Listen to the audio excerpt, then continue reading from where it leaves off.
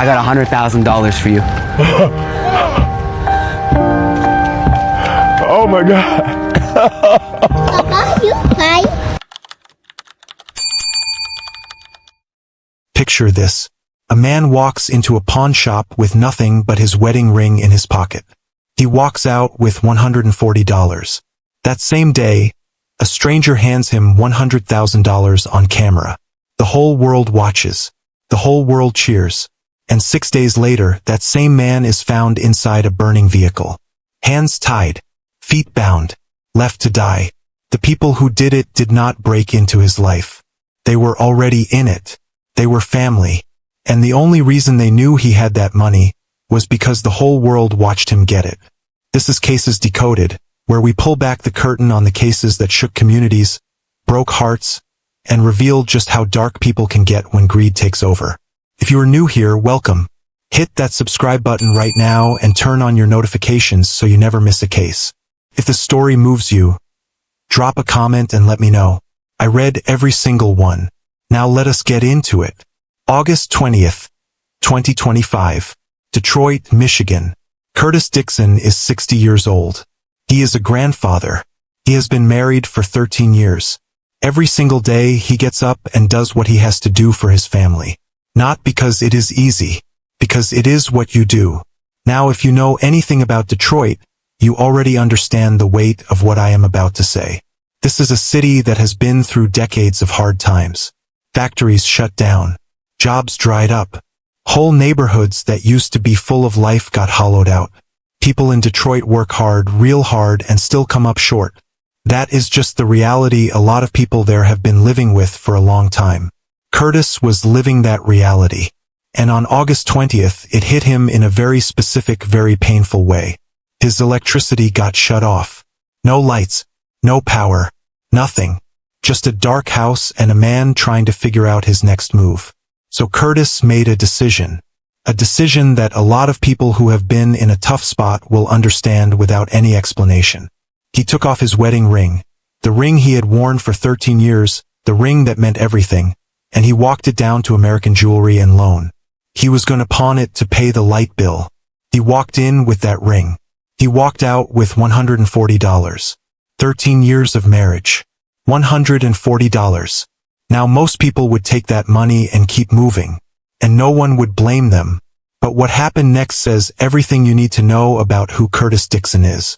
Outside that pawn shop, before he even got to the door going in, there was a man on the ground, struggling to stand up. Said he was blind.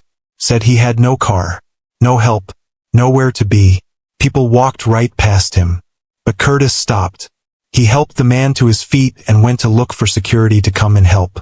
And when the man on the ground looked at him and asked why he stopped, why him when everyone else just walked on by, Curtis gave an answer so plain and so honest it is hard to forget. Because God told me to help you. The man introduced himself as Zach. He asked Curtis if he had some water or maybe a couple of dollars on him. And Curtis did not pretend. He told Zach the truth. I'll have a couple bucks when I come out. Right now I'm in there pawning my wedding ring. My lights got cut off yesterday. He went inside, pawned the ring, got his $140, came back outside, and still gave Zach money. Zach looked at him like he could not believe what he was seeing.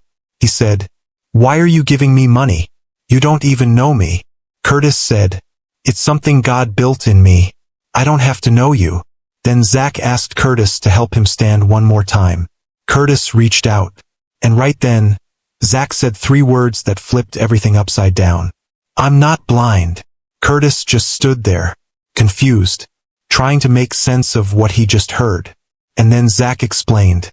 He had been out there for 3 hours, standing outside that pawn shop, struggling on the ground, asking people for help. For 3 hours, not one single person stopped. Not one. Until Curtis. Hey, sir. Hello. Could you help me stand up by any chance? Help you stand up? Yeah. Thank you, bro. Ready? Yeah, 1, 2. Bless you, sir. Thank you. You okay? I'm okay, thank you. Sure? Yeah, I'm good. Did you fall? Yeah. Do you need help? Where's your car at? I don't have a car, I'm blind. Hold on, stay right here. I'm gonna get you some help. Yeah, hold on. I'm gonna go get security to help you. Stay right here. Come here. Are you sure? No, Yeah. Just stand right here. Don't move.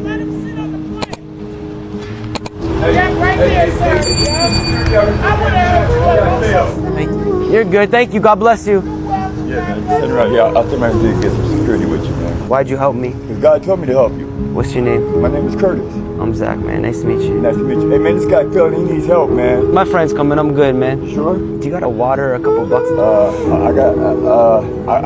have a couple bucks when I come out here. I'm going to pawn my wedding ring, man. But I just shut up yesterday, man. But I'll have a couple bucks. Are you sure? Yeah, I'll give you a couple bucks. Thank you, man. Bless you. All right, just stay right here. I'll be right here, man. All right. Thank you, Curtis. Me again, it's Curtis. Curtis, Here's a couple bucks for you. why did you give me money? You don't even know me. So, to build something for you, I don't have to know you. That's the God in me. Have a blessed day, brother. You just pawned your wedding ring? Yes. How many years you been married? December 15th will be 13 years. Happy early anniversary. What's the key to a happy marriage? Happy wife, happy life. Could you help me up? Yeah, sure. Sorry, my hand's broken. Okay. This one? Yeah, thank you. How much did you get for the ring? I got 140. Love you. Yep. I'm trying to get the money now to finish paying for my light bill and everything. But I'm gonna be all right. Do you believe in God? All the time. That's why I helped you. Because God told me to. Can you take this? Why? I don't want to take your money, man. No. Come on, you want to sit back down? One sec. Curtis, I'm not blind. How many fingers I got? 2. What's going on? Just trying to find the first kind person that'd be nice to me. And here is who Zach actually is. His full name is Zachary Daranowski, but online most people know him as MD Motivator. At the time this happened, he had over 20 million followers across TikTok, YouTube, and Instagram. But he is not out here just collecting views and cutting sponsored deals. Zach is a mental health advocate and a philanthropist. His whole mission, the thing that drives everything he does, is about spreading real kindness to people who are genuinely going through it. People dealing with homelessness, financial collapse, loss, grief. People whose lives have been hit hard. He has been open about his own pain too. He has talked publicly about his struggles with his mental health, including a time he attempted to take his own life. And rather than hiding that, he uses it. He uses it to reach people. His message has always been the same 3 words. Be kind always. That day, outside that pawn shop in Detroit, he found the person that whole mission was built around. Right there on that sidewalk, Zach handed Curtis $1,000 in cash. Curtis could not even process it. Then Zach told him, I have $100,000 for you. Curtis broke down right there in the street. They called his family. His grandchildren came running out. Everyone was crying. Curtis held those babies tight, shaking, tears streaming down his face, barely able to get a word out. And then more kept coming. Another $5,000 in cash, enough to cover his electricity for the rest of the year. American Jewelry and Loan handed him a check for $2,500. And parked right outside on the street, a brand new GMC Yukon Denali. I got $5,000 cash for you. Oh my God.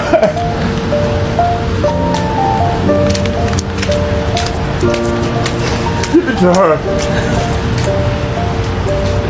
It's for you.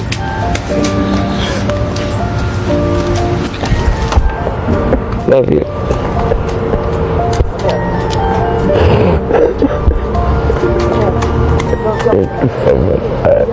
That's like you're coming at it. On behalf of American Jewelry and Loan, we'd also like to present you a check of $2,500. Oh my God. So you talk about life-changing? This is So we'll it. add that to the list, okay, bud? Can I give you one more surprise?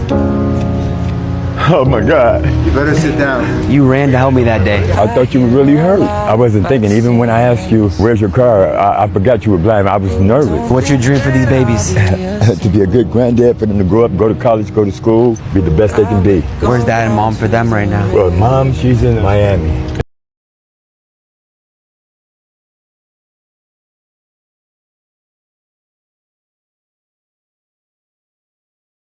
Got you a brand new car. Yeah, yeah. Oh my God. Yeah, yeah, yeah. After the video went up, a GoFundMe was started. It spread everywhere. Donations came in from people all over the world. Strangers who saw a good man and wanted to be part of something good. By the time it was all counted, Curtis Dixon had received over $100,000 in total, a brand new vehicle, and more love from strangers than most people ever experience in an entire lifetime. On camera, Curtis said the same thing he had been saying since the very beginning of that day. I keep asking him why.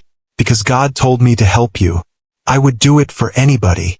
Humble, grateful, emotional. For Curtis, this felt like every prayer he had ever said being answered all at once. The lights were coming back on.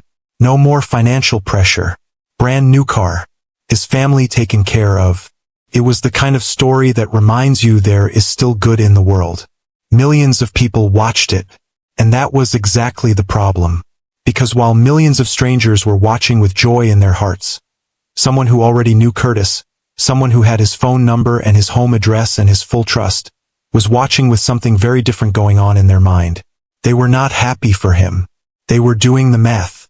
This is the part of the story that changes everything. Pause for a second and really think about this.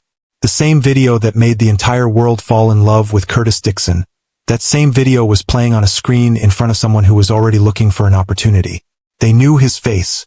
They knew where he lived. They knew his habits. They knew how to reach him. And they had something even more dangerous than any of that. They had his trust. Now let us go back to August 20th, 2025, the very same day Curtis's electricity was shut off. Inside Wayne County Jail, a phone call was being recorded. Roland Terrell Chapman was on that call with his brother. He had already seen the video. He already knew about the money. He already knew about Curtis. And here is who Chapman is. He is not some distant relative.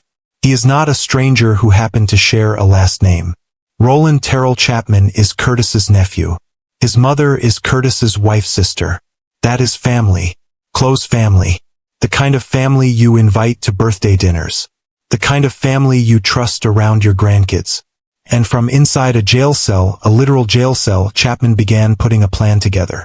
Investigators later built their picture from recorded phone calls, cell phone location data, ATM camera footage, and witness statements.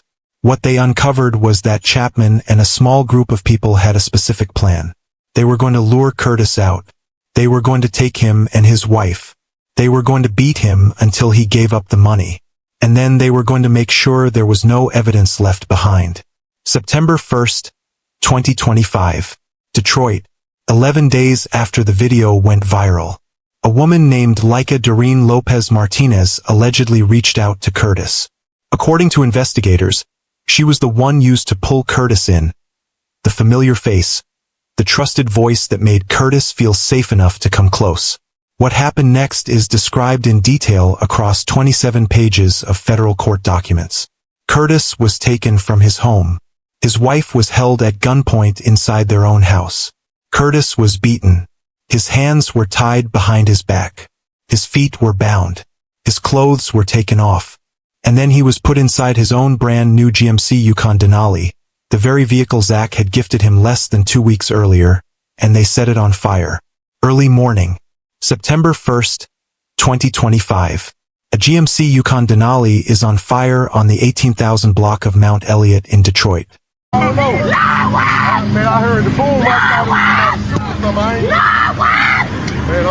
Neighbors hear the explosion first. Then they hear the screaming. They do not call and wait. They run toward the fire. They find a man inside. Hands tied. Feet bound. No clothes on. Skin burned. Bleeding from his head, barely conscious. They pull him out of that vehicle. Curtis Dixon is alive. Barely, but alive. Federal agents with the Bureau of Alcohol, Tobacco, Firearms and Explosives were already working this case before that vehicle finished burning. They pulled the viral video. They pulled the GoFundMe records. They started building a timeline of exactly what had been taken and who had taken it. They went to Curtis's home. The safe had been cleaned out. Then they started going through the jail calls. Roland Terrell Chapman had been talking freely from inside Wayne County Jail. He had been talking about Curtis. He had been talking about the money. And every single word of it was on a recording. September 6th, 2025. 5 days after the attack, Chapman called his brother again. This time he started saying names out loud. He mentioned Daniquia Janice Stroman.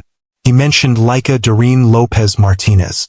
He was laying the whole thing out for investigators, and he had no idea. Then his brother said something on that call that made the agents listening go completely still. He told Chapman that Curtis had better get right, or there could be another episode. Chapman agreed with him. He told his brother, "I told Mama, those young people going to get on him again." Read that again slowly. They had already tied this man up, burned him alive inside his own vehicle, held his wife at gunpoint in her own home. And they were sitting there talking about going back for round 2. The arrogance of it, the coldness of it, the pure evil of it. But what Chapman did not know, and what his brother did not know, was that federal agents were listening to every single word. And they were coming. September 25th, 2025. Less than 1 month after they left Curtis for dead in that burning vehicle, federal agents moved. The ATF executed search warrants at multiple addresses connected to the suspects.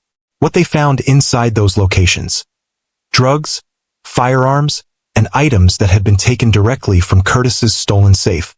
All 5 suspects were taken into custody and charged in the United States District Court for the Eastern District of Michigan. Let me give you their names. Roland Terrell Chapman, Curtis's nephew, the one who started making calls from inside Wayne County Jail and set all of this in motion. Investigators say he was the one who planned it from the beginning, and he did it while sitting in a jail cell. Daniquia Janice Stroman. Investigators believe she may also be connected to Curtis by family. Aisha and Stroman, married to Daniquia, and allegedly part of the crew from start to finish. Laika Doreen Lopez Martinez, the woman investigators say was used to bring Curtis into the trap. Kenneth Paul Anderson, another member of the group. The federal complaint they were charged under was 27 pages long. It laid out every recorded phone call, every ATM withdrawal with camera footage to match, every cell phone location ping that tracked their movements, every piece of surveillance footage investigators had collected. The charges brought against all 5 of them were serious: conspiracy to commit kidnapping, interference with commerce by threats or violence, use of fire to commit a federal crime. All 5 of them are now looking at the very real possibility of spending decades behind bars. After the arrests became public, Curtis Dixon disappeared from public life.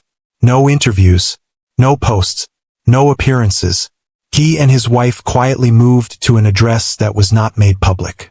The safety they felt in their own home, the comfort of knowing who was outside their door, that was gone. And it was not coming back anytime soon. His wife had been held at gunpoint in her own house by people they knew, by family. There is no coming back from something like that overnight. But Zach reached out. He wanted to hear Curtis's voice. He wanted to make sure he was okay. He made sure not to film anywhere near where Curtis and his wife were staying, and he gave Curtis a call. Curtis picked up. He sounded tired. The kind of tired that sleep does not fix. But he was there. He was present. And he was still himself. Zach asked how his wife was doing. Curtis said she was holding on. He said they were trying to hold each other up every day. Then Zach asked the question that was sitting on everyone's mind. If you could say something to those who hurt you, what would you say? Curtis went quiet for a moment. And then he said something that a lot of people would not be able to say. Something that takes a kind of strength that most of us have never been tested on. I struggled with the fact of forgiveness. But before I could even say anything to him, I would have to forgive him first. And the God that I serve has put it in my heart to forgive him. So when it comes time for me to speak at my nephew's trial, I'm going to truly be able to forgive him. Zach told Curtis straight up, he did not know if he could do that. I have to, because I've been forgiven for so many things that I've done. Who am I to pass judgment? It's not on me. His wife had come to him the same way. She had said, "How dare you forgive him?" And Curtis told her the same thing he told Zach. "Baby, I have to, because if I keep all that anger inside me, it's not hurting nobody but me." That right there, that is the kind of person Curtis Dixon is.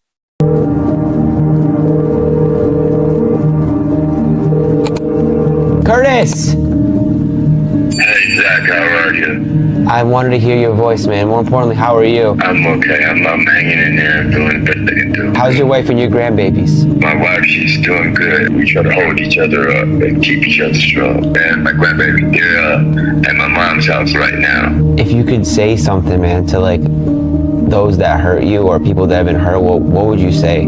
I struggle with the fact of forgiving. Before I could even say anything to him, I would have to forgive him first. And the God that I serve, he's a mighty God, and he's put it in my heart to forgive him. So when it comes time for me speaking her nephew's trial, I'm going to truly be able to forgive him. Those are some strong words you said there. I don't know if I'd be able to do I that. have to. Why do you have to? I have to, because I've been forgiven. My father has never forgiven me for so many things that I've done wrong. And who am I to pass judgment? It's not on me. I'm just happy that you and your wife are okay. That you're finding it in your heart to forgive. Because I don't know if I could at the rate you have and what you've been through. My wife did the same thing. How can you? I said, baby, I have to. In order for me to keep moving forward, I have to. Exactly, because if I don't, and I keep all that anger and hatred inside me, it's not hurting nobody with me. I love you, Curtis, and I love you more, Zach. It's so good to hear your voice, man. It's so good to hear your voice. Thank you so much, Zach. Thank you. Bye, Curtis. As of early 2026, the case is still moving through the federal court system. No trial date has been set at this time. But the evidence that investigators have built around all 5 suspects is not thin. It is overwhelming. Recorded phone calls made from inside a jail cell. Cell phone location data tracking their movements on the night of the attack.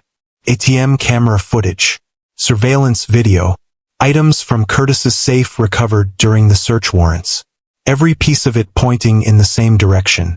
Curtis survived because neighbors heard screaming and ran toward fire instead of away from it.